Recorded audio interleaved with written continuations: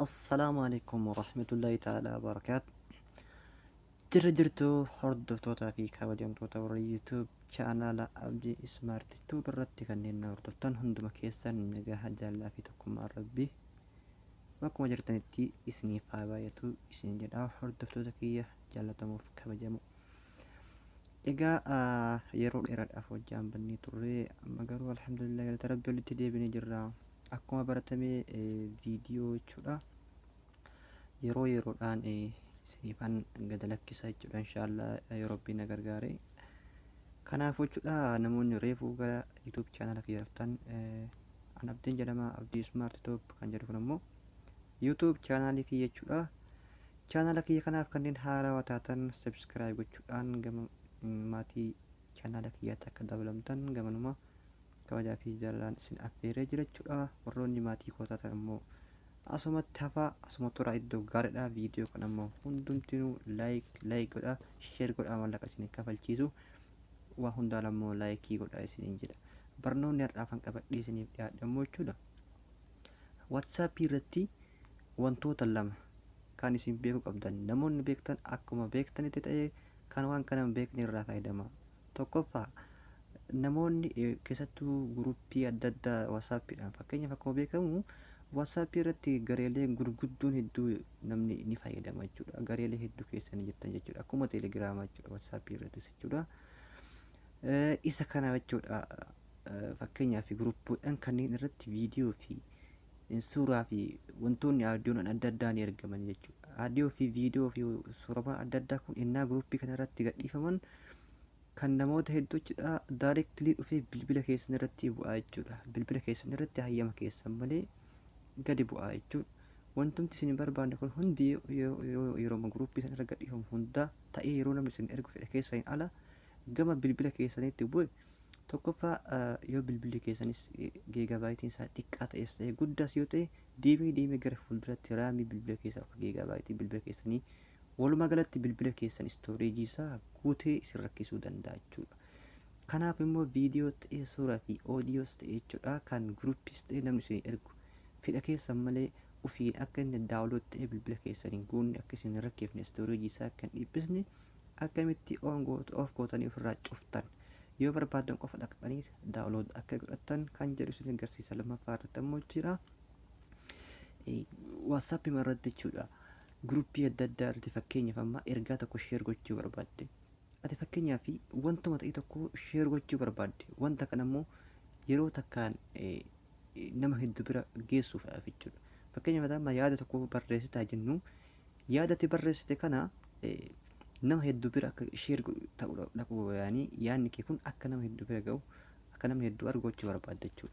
Kanaaf immoo silaa dirqamaatiin maal gochuu qabda tokko tokkoon deemtee nama hundaafuu sheer gochuu qabda jechuudha. Sun hafeera jechuudha. Amma karaa gabaabaatti yaada tokko barreessitee barbaaddu nama kuma jechuudha WhatsApp kee irraa qabaatte nama kumaaf yeroo takka qofa akka ga'u akkamitti akka gochuu dandeettu mala baay'ee salphaa jechuudha.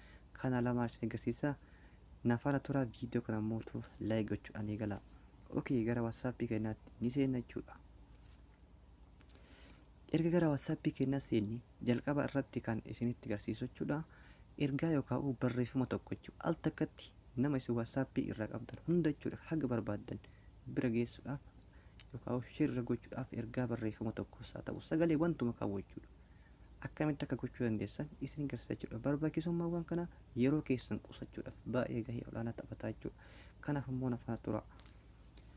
Erga WhatsApp irra galtanii tuqaa sadiin jechuudha koornaa harka mirgaa gubbaa irraan yoo tuqxani erga isii tuqxani jechuudha kan lammaffaa irra argamu kana new broadcast kan jedhu kana gad dhooftan jechuudha.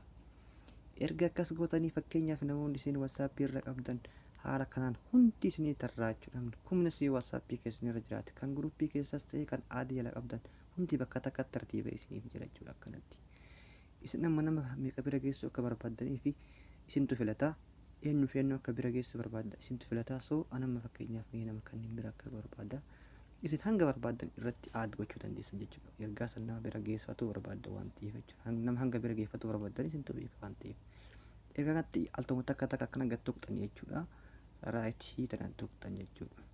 Erga isin raayitii tuqxanii Kunoo to recipient kan jedhu kana jechuudha. As iddoo kanatti jechuudha. Isanii namoonni sun dhufee jira jechuudha.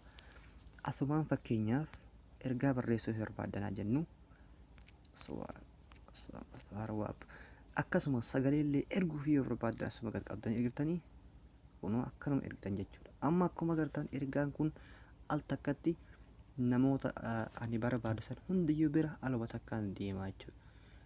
Isin fakkeenyaaf ergaa barreeffama adda addaa barumsa adda addaa yeroo takkatti sheer yaamicha adda addaa jechuudha gochuu dandeessan namoota barbaadanii al takka ofatta jechuudha yeroo keessan qusachuudhaaf isin fayyadaa jechuudha. Inni kun lammaffaa irratti ammoo kan isin agarsiisu istooreejii yookaan giigaabaaytii bilbila keessan akka dhiphanne suuraa fi viidiyoo fi audiyoo adda addaa akka gadi hin buune fedha keessan malee akkamitti akka gochuu dandeessan isinitti agarsiisa jechuudha. Akkuma armaan dura isin ibsu yaaletti asis dhuftanii kanas gochuudhaaf tuqaa sadiin tana tuqxanii erga tuqaa sadiin tana tuqxanii seetingii kan jedhu kana al takka ni filattanii erga seetingii filattanii akkanatti ol harkistanii istooreejiin daataa iddoo jedhu kana jechuudha. Ni agartan jedhee yaada iddoo kana jechuudha. Karaa dhumaa irraan afuraffaarra kan jiru al takkaaf ni tuqxan. Erga al takkaaf tuqxanii miidiyaa auto download voice message always automatically download isa jedhu kana jalatti jechuudha. Filannoo hedduu jira jechuudha. Filannoo lama sadi jira garuu isin lamaan kanneen itti fayyadamtan jechuudha irra jalatti jechuudha. Fakkeenyaaf jalqaba irratti when using mobile data namoonni mobile data fayyadamtan data mobile jechuudha. Kanuma akka kiyyaana fakkeenyaaf jechuudha. Namoonni mobile data fayyadamtan iddoo tokkoffaa irra jiru kana jechuudha. When using mobile data kana al takkaa gad tuqxanii yoo isin fakkeenyaaf al takkaa gad tuqxan fakkeenyaaf amma yookaan akkanatti fa'aa jira akkanatti jira raa'eetti irratti jechuudha.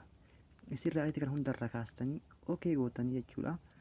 Akkasumas when connected on wifi kan jedhu lammaffaa warroota wifi fayyadamtanii kun fakkeenyaaf warroota wifi fayyadamtaniif akkanatti jira jechuudha. Fedha keessan malee gad bu'aa jechuudha. Wanti kun aadiyoos ta'ee viidiyoos ta'ee suuraan isin raa'eetti irra kaastanii okay gootan jechuudha. Kalaas kana goona jechuudha. Amma suuras ta'ee viidiyoon namni isiniif erge yoo isin dhaqxanii ofii daawunlood gootan malee fedha keessan malee bilbila keessan irratti tasuma daawunlood hin ta'u jechuudha. Egaa hordoftoota kiyya barumsi kun isin fayyada waan ta'eef jechuudha. Hanga dhumaa kanneen na wajjin turtan baay'ee galatoomaadha. Barnoonni kun waatsaappii ilaallatee kutaa tokkoffaadha. Kutaa lama sadii wantoota waatsaappii keessa jiran hundaan gaafanna. Namoonni waatsaappii irra rakkatan gaafilee waatsaappiidhaan wal qabatu naaf kaasuu dandeessanii. Kanaafuu hanga dhumaa waan na wajjin turtaniif galatoomaa ulfaadhaa isiniin jedha. Yeroo ta'anu barnoota biraatti walitti deebina. Nagaatti. Ciao.